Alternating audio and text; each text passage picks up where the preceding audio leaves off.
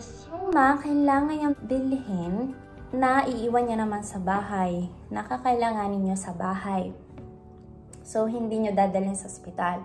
Pwede nyo rin pabili sa usawa nyo after na mga anak kayo. Pero kung gusto nyo kayong pipili ng brand o ng mga colors, ganun, kailangan i-ready nyo na rin bago mga anak para at least nandun na sa bahay nyo. Syempre, pampers, diaper. Bibili kayo ng madaming diaper kasi siguro 8 to 10 times a day nagpapalit ng baby kasi nga madalas silang iihi, madalas silang pupupo, kaya kailangan madami kayong diaper. Bilhin nyo na yung malalaki, yung talagang box na maramihan na, yung pampers na pangalan, o kaya yung Huggies. Yun yung mga ginamit ko nung maliit pa si Nangmin. Tapos, ang bibilin nyo rin is kotone.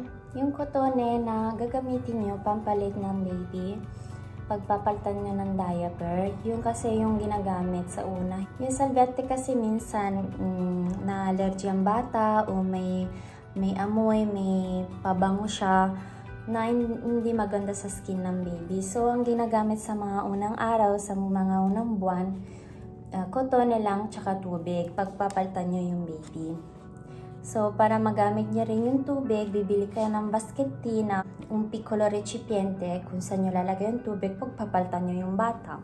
Siyempre, yung tubig dapat yung tiepido. Kaya kailangan talaga may lalagyan kayo. Kung ayaw nyo bumili, pwede naman kayo gumamit ng baso o plato. Then, bibili kayo ng talco. Yung binili ko nun, kasi summer nung lumabas si Minmin, talco ang pangalan nun. Nilalagay ko dito. Tsaka pwede rin sa singit ng baby. Kasi syempre papawisin siya pag summer, mainit. Mamumula. Yun ang ginagamit dito sa Italy. Pwede rin kayo magpabili sa Pilipinas ng polvo. Yung Johnson's. Mabango yan. Pero yun yung uso dito sa Italy. Yung talco. Kasi yung binigay ng mama ko noon na galing Pilipinas, ginagamit ko ngayon kasi malaki na si Minmin. Pero, nung baby pa, mas maganda talaga yung pang newborn talaga. Yung talco. Nabibili siya sa farmacia, sa mga negosyo tulad ng Kiko o prenatal, toy center, dun din. Tapos, cold cream Mustela.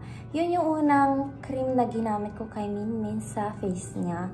Yun din yung ginagamit ko hanggang ngayon. Kasi maganda talaga yung amoy. Tsaka maganda talaga yung brand ng Mustela. Yun ang binili ko para sa face niya. Pag bagong gising siya o after maligo, yun ang nilalagay ko sa mukha niya. Hanggang ngayon, yun ang ginagamit ko. Tapos, ang next, bibili kayo ng pump. Yung pump, tira latte yun. At gagamitin nyo rin yun para makakuha kayo ng gatas at ilalagay nyo sa freezer. Para pwede nyo i-conserva dun sa freezer yung gatas nyo para hindi masira. And gagamitin nyo rin yung pump kapag kuwari sobrang puno na yung boob nyo. Kasi pwede mangyari yun na talagang punong-puno na. Pero tulog si baby, ayaw dumedi, masakit. Gagamitan nyo ng pump para ilabas yung gatas. At dalawang type na nabibiling tira latte. Yung isa elektriko, yung isa manuale. Ang binili ko noon manuale kasi yun yung pinakamura. Yung manuale, yun yung gagamitan nyo ng kamay at ipupush nyo para talaga gumana at nakakangalay siya. Kung may budget kayo, bilhin nyo na yung electric. Yung electric kasi ipapatong nyo na yung tira latte, wala kayong gagawin kasi automatic na siyang humihigop ng gatas. Kaya yun yung mas maganda sa tingin ko. Tapos ang next na kailangan ng mommy is Copette Reggiseno. Yun yung nabibili na cup siya na nilalagay sa bra para tumulong man yung gatas. Hindi mababasa yung bra nyo. Bilog siyang ganon. May nabibili rin na cotton if gusto nyo. Nalalaban nyo na lang every time na natuluan ng gatas. Ang nabibili ko noon, 10 euro siya. Nakakahon siya sa Kiko. Basta ang pangalan nun ay Assorbilatte, Copette Assorbilatte. Then, ang next, Reggiseno Lattamento. Yun yung bra para sa breastfeed kasi nabubukas siya dito. So, komodo talaga siya kung gusto nyo mag-breastfeed. Yun talaga yung pinaka-comfortable niyong bilhin. Kasi syempre, yung normal na bra, mahirap ba rin pag magpapadede ka. Kaya kailangan meron talaga kayong bra pang alatamento para dali lang tanggalin. Kasi natatanggal talaga siya dito. Ang nabili ko noon, prenatal. Pero nakita ko ngayon, meron din sa H&M. Madaming place kung saan nahahanap yun. Sound na. Ang next naman, yun yung mga mali alatamento. T-shirt sila o dress na pa-V. Tas nabubukas yung harap. So, madaling gamitin pag magpapa-breastfeed kayo. Ito ay ginamit ko nung nanganak ako. Ginamit ko para gumaling yung tahi. Kasi syempre, pwede kayo magka-punti pag nanganak kayo. Hindi yung maiwasan. Gumamit ako ng spray microlene.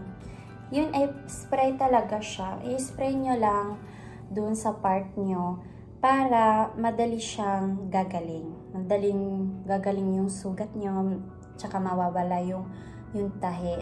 At saka pantanggal din ng sakit yun. So every time na maghuhugas kayo, ini-sprayan ko noon. And if magpapa-breastfeed kayo o kung ayaw nyo mag-breastfeed, may mga mommies naman na mas gusto nilang formula na lang yung padedehin sa baby. Minsan naman, mix breastfeed tsaka formula. Oh no! Basta kahit anong piliin nyo, kung ano mas nakakabuti sa baby nyo, at saka basta importante, healthy kayo, healthy ang baby. Breastfeed man o hindi, okay lang yun. Tsaka, hayaan nyo yung ibang tao na nagsasalita na bakit hindi ka breastfeed, bakit ka formula, ganon. Hayaan nyo kasi hindi sila yung mommy, kayo yung mommy. Kaya kayo ang masusunod.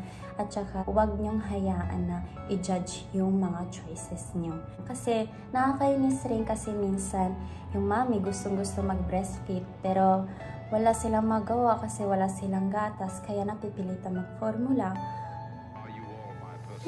Yun yung solution eh. At saka, kailangan kapag alam nyo may kaibigan kayo o relative na kakapanganak lang, kailangan may support sila, kailangan lagi nyo susuportahan kahit anong choice nila. Kasi yun ang kailangan ng mommy. Kaya, para hindi magkaroon ng depression yung ina, para hindi magkaroon ng yung tinatawag na baby blues at saka postpartum depression. Kasi tunay talaga yun. Kaya kailangan kapag may nakita kayo, kahit ayaw niyo yun, pero choice yun ng mommy, huwag niyo nang i-judge at saka suportahan niyo na lang siya. Kaya, ang kailangan ng mga mommies, syempre, biberon at saka portalatte. Tapos, kung gusto nyo, pwede rin kayong bumili ng Ashuga biberon. Yun yung tawagan nating sampayan ng mga baby bottles. Kapag nilaban nyo, doon nyo ilalagay para matuyo. Pwede rin kayong bumili ng sterilizer kung may budget kayo. Ako hindi ako bumili ng sterilizer. Ang ginagawa ko noon, nagpapakulo lang ako ng tubig. Doon ko nilulutang yung biberon. Minsan, sinasalin ko yung tubig sa biberon para ma-sterilize siya. Kasi effective rin naman yun. Pero if may budget kayo, komodo rin na magkaroon ng sterilizer para every time na niwawash nyo yung biberon, doon nyo ilalagay and then automatic na wala na kayong ibang gagawin. Then ang next, pwede na rin kayong bumili ng chucho. Ako kasi, tinry ko siya noong 2 months na si Minmin. Tapos ayaw niya siguro yung lasa o alam niyang hindi yun yung boob ko. Kaya niluluwa niya. Pero kung gusto niyo, pwede na rin kayong bumili noon. May nabibili naman na 0 to 6 months na chucho. Kaya pwede niyo na rin bilhin. Ako mas pinili kong huwag sanayin na may ganon. In fact, nakasanayan ni Minmin, nag-uut-ut siya ng daliri niya. Yun yung chucho niya. Next na kakailanganin nyo is Pulishi biberon. Yun yung pinaka-brush para sa mga baby bottles. Tapos, ang next na kakailanganin nyo na binili ko rin. Talia Ungi siya na para kay Jasmine talaga. Kasi, syempre, ayokong gamitin sa kanya yung nail cutter na ginagamit namin mag-asawa. Kasi, parang, ewan ko, basta bumili ako ng para sa kanya lang talaga. And then, syempre, pinaka-importante rin, bibili kayong pasigino. May nabibiling set, yung pasigino na may kula, yung pasigino na pag lumaki ng baby, mayroon din yung kasama na yung para sa kotse. Nasa sa inyo yun, choices nyo na yun. And ang next, hindi ko binili to, pero may nagbigay sa akin. Komodo talaga siya, in case nalalabas kayo na kayo lang mag-ina. Yun ay yung marsupyo. Yung marsupyo, para kung lalabas kayo, nandito yung baby nyo, nakakarga, tapos nakatali siya. May ayusin kayong dokumento, o may gagawin kayo sa labas, o may check-up kayo para maglalakad kayo. Pwede yun lang yung gagamitin. Then, ang next naman, ito talaga, dadating at dadating yung time na kakailanganin nyo. Ito yung aspiratory nasale. Yun, ginagamit kapag may sipon yung baby or lilinisin nyo yung ilong niya. Yun ang gagamitin nyo para makuha nyo yung sipon ng baby para makahinga siya. Eh, syempre, gagamitan nyo rin na soluzione fisiologica. Yun yung parang tubig na pwede nyo rin ilagay direttamente sa ilong niya. Quando dovete fare yung lavaggio nasale, yun ang gagamitin nyo. And then, ang next, hindi ko rin to binili, na nagbigay lang sa akin, dondolo. Yun yung duyan ng baby. Pwede kayong kumuha nun para sa bahay nyo.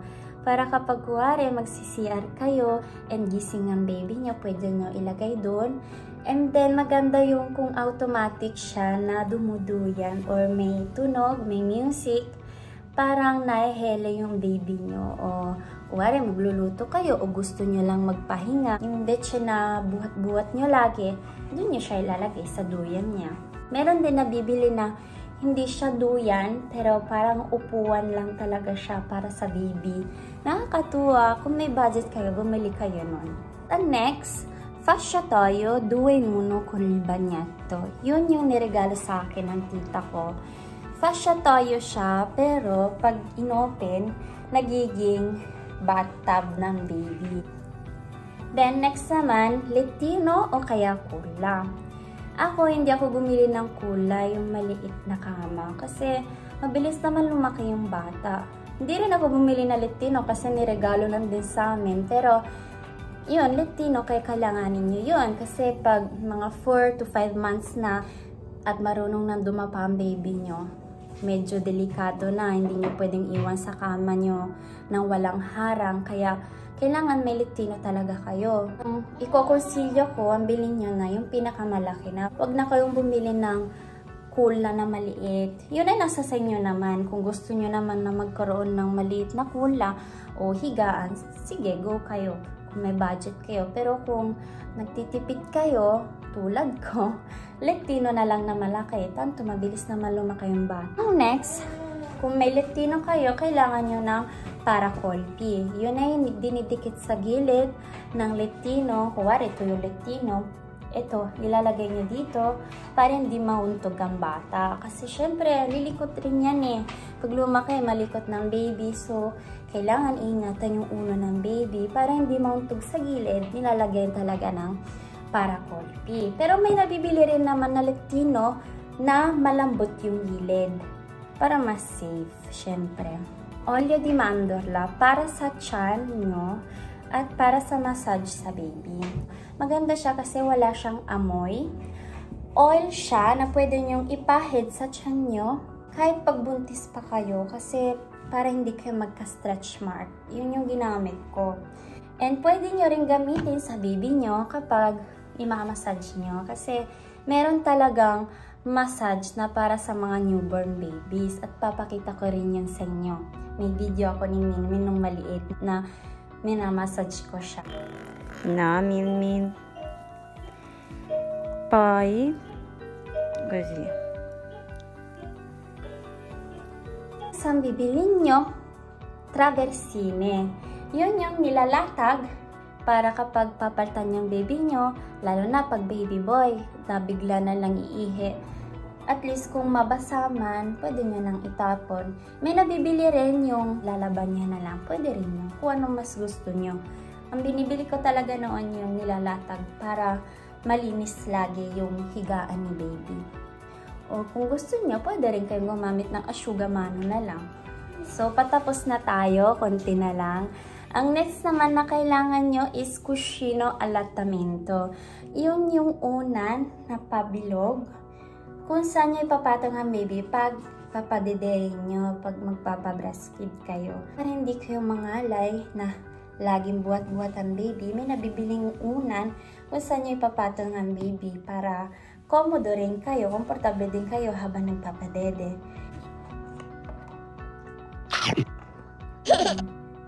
Next naman, riduttore lettino o riduttore per il passeggino.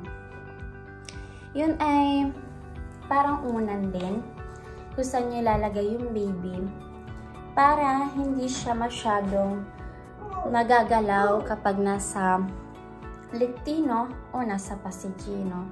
May nabibili naman sa Pilipinas, set siya ng unan para sa baby talaga. Yung parang hotdog na unan, lalagay mo sa gilid ng baby para hindi gumulong yung baby. Tapos may sariling unan. May nabibiling ganun sa Pilipinas. Set siya na set of pillows siya. Pwede nyo rin ipabili kung may uuwi. Pwede nyo ipabili sa kanila. Magaan naman, pwede nyo ipadala. Ang next naman, kailangan may ilaw kayo para sa kwarto nyo. Para hindi masyado madilim yung kwarto nyo pag gabi na at tutulog na kayo. Yun ay nasa sa inyo. Pwede rin na iwan nyo na lang yung ilaw na naka-open. Pero mas maganda rin na sanayan nyo yung bata kung kailan yung day at kung kailan yung night. Siyempre, dapat may difference din para matuto rin yung baby kung kailan siya tutulog at kung kailan pwede siya magising. So, ang ilaw na yun, dapat yun yung pwedeng iwan na magdamag ng naka-open. Kaya dapat safe siya. May nabibili talagang ilaw na pang baby sa IKEA o kahit saan may nabibili naman. At least, kahit madilim yung kwarto, kita niyo yung baby para may konting liwanag din sa kwarto niyo. Ang next, kailangan niya ng babalye at saka musole. Pag magpapa-burp kay baby, ilalagay niyo dito. Kasi minsan pag nag-burp ang baby, may kasamang konting lungad yun. Normal lang yun. Kaya kailangan may lampin kayo. In case na lumungad, hindi mapupunta lungad sa damit nyo. And pwede rin kayong bumili ng Bavallino kung gusto nyo. Pero sa unang buwan, hindi naman masyado nagagamit. Pero kung nagpapadede kayo ng formula, kailangan nyo yun. Kasi syempre, para hindi mabasa yung ganito ng baby pag binigay nyo yung baby bottle. At yung last naman, kailangan nyo ng thermometro at saka takipirina. Yung thermometro, yun ay syempre in case lang kasi hindi nyo rin masasabi kung kailan may lagnat ang baby at kung kailan wala. Syempre, hindi nyo pwedeng patungan lang ng kamay at sabihin, ay, may lagnat ang baby ko. Kailangan meron kayong pang-measure ng temperature ng katawan ng baby nyo. Kaya, bibili kayo ng thermometer na pang newborn para kung sakaling parang may sinat o may lagnat ang baby nyo, pwede nyong i-check if talagang meron. And then, in case na may lagnat ang baby, may takipirina kayo sa bahay. Yung takipirina, syempre ang bibilin nyo, yung pang newborn. So, may nabibili na drops. Pwede rin kayong bumili ng supposta. Pero yung pinaka pang newborn talaga. Pero, ang suggest ng mga pediatra ay yung drops para ibibigay nyo na lang sa mouth in case nalagnatin ng baby nyo. So, ayun, ito yung listahan ng mga must-have na mommies at newborn baby. Hindi naman perfect sana susundin nyo yung mga sinabi ko lahat. Pero, ayun yun kung ano yung mga nagamit ko at talagang nakita kong kinailangan ko talaga. Kaya, sa tingin ko magandang i-share sa inyo kung ano yung mga kailangan ng baby. Syempre, lalo na sa mga pregnant dyan sa first baby nila. Syempre, hindi naman nila alam kung ano talaga yung mga kailangan ng baby. Pero, ito yung mga ginamit ko 2 years ago kasi si Jasmine 2 years old na siya ngayon. Kaya hindi ko alam kung baka may mga nabago sa ospital, baka may mga pabilhin sa inyo na hindi ko nasabi. Bilhin nyo. Kasi minsan may nabibigay naman sa ospital na listahan kung ano yung mga kailangan ng baby. Yun din yung susundin nyo. So, for any questions, kung may mga hindi kayo na-gets, kung may mga itatanong pa kayo sa akin, comment lang kayo dyan sa baba or mag-chat lang kayo sa akin, mag-PM. Nagre-reply naman ako lagi. And don't forget to click the bell button para lagi kayong updated sa mga vlogs ko. Thank you for watching and see you on my next vlog. Don't forget to like and subscribe on my YouTube channel. So, bye! O sige, mag-ciao ka na sa mga followers natin. Bye! See you on my next vlog. Like, share, and subscribe. Oh,